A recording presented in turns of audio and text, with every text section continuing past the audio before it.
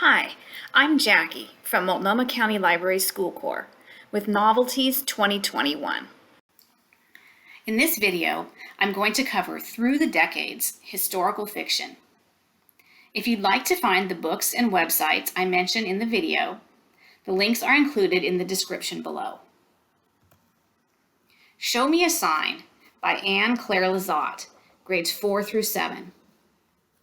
Mary lives on the island of Martha's Vineyard in the year 1805. Like many of the other islanders, she is deaf. Because the island residents, even those who can hear, use sign language, Mary has never felt isolated or different. That all changes when a young scientist named Andrew Noble comes to the island. He's curious about why so many islanders are deaf. In Mary's town, 1 in every 4 residents are deaf, compared to only 1 in 6,000 in Boston, where he's from. Mary isn't too interested in his research.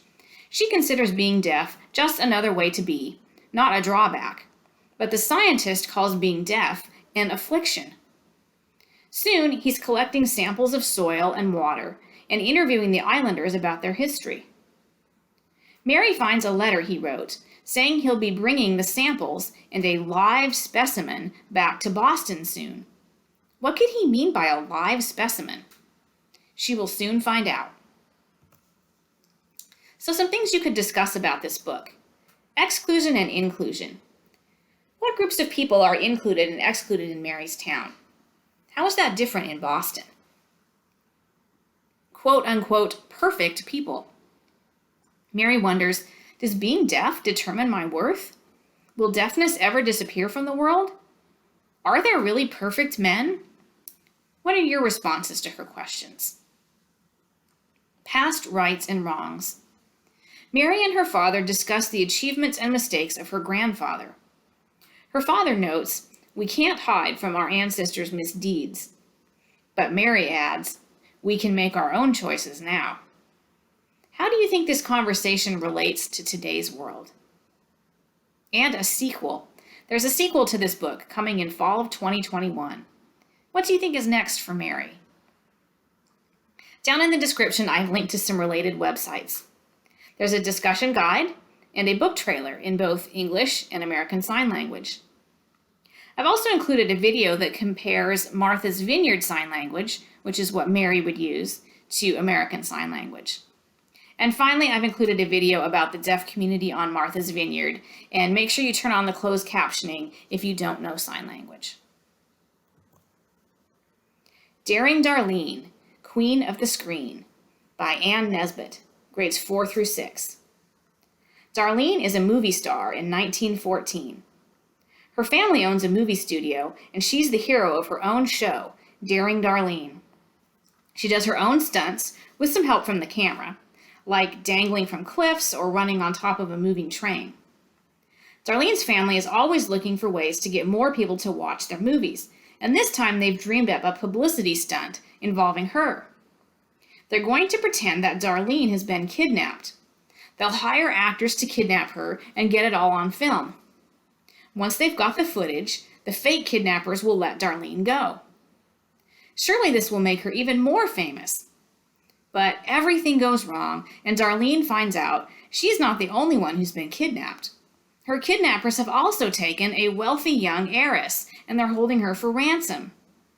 Darlene finds herself having to do stunts like her character would do, but in real life, in an attempt to save their lives.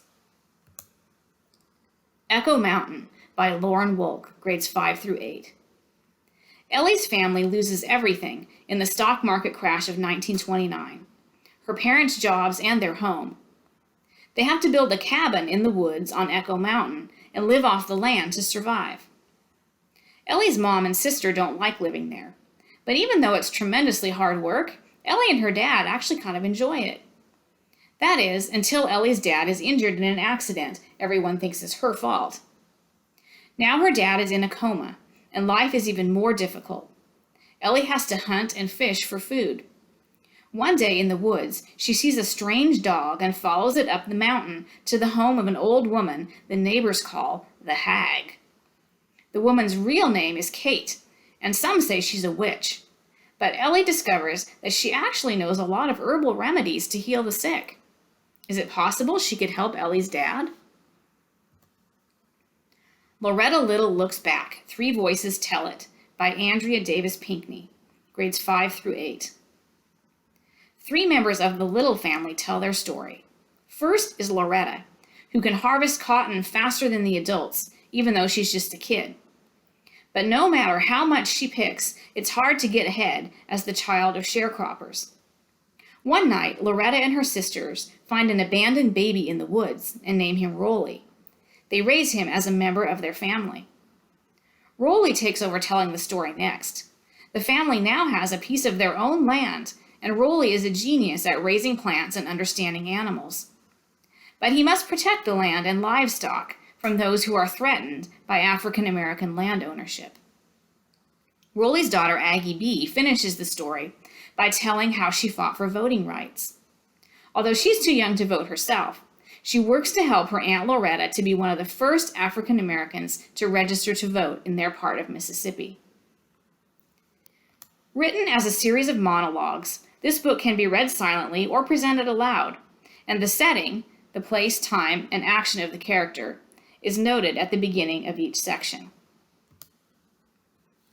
So down in the description, you'll find a link to the full list of titles from this year's Novelties videos. There are also links to where you can watch our other School Corps presentations, and a link to book discussion tips from Multnomah County Library. We'd also really appreciate it if you would fill out our evaluation to let us know what you think of these videos. Finally, you can find out more about School Corps by following the link below. Thanks for watching.